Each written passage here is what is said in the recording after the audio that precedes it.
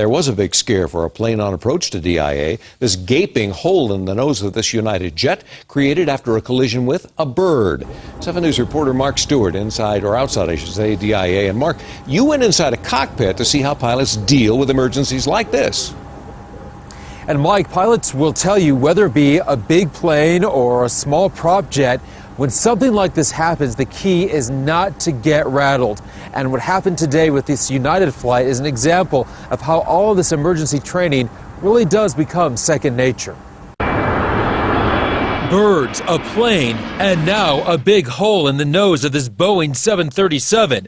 The Dallas to Denver flight was just 25 miles from landing when the man-made machine collided with nature. Right now it looks like we have no airspeed indicators at all. The jet is damaged. The crew is depending on the help of the control tower for a safe landing. United 1475, I can give you your radar indicated ground speed if you need that. This has happened before. There's this memorable landing by Captain Sullenberger in the Hudson in 2009. And just this year, a passenger captured birds flying into the engine of this Delta jet. And then gear up. While each case is different, pilot Tanya Gatlin says keeping cool in the cockpit is the constant. There's 3 rules that we're all primarily pretty much trained with. 1 is aviate, fly the airplane. 2 is navigate, and 3 is communicate, time permitting, and run through the emergency checklist. Most bird strikes happen during takeoff or landing, since birds typically can't fly as high as a commercial jet. And even though these run-ins are attention-getting, it's a challenge pilots may never have to face in their entire career. It's very rare, but it's not as much of a concern or tragedy as what the general public might think that it is.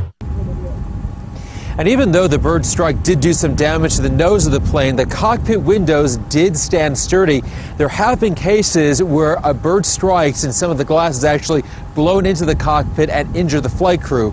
Fortunately, though, that did not happen today. Live at DIA, Marc Stewart, 7 News. Everybody okay. Thank you, Marc. And that's how DIA deals with the bird problem. The U.S. Department of Agriculture saying it uses these explosive charges to scare away birds.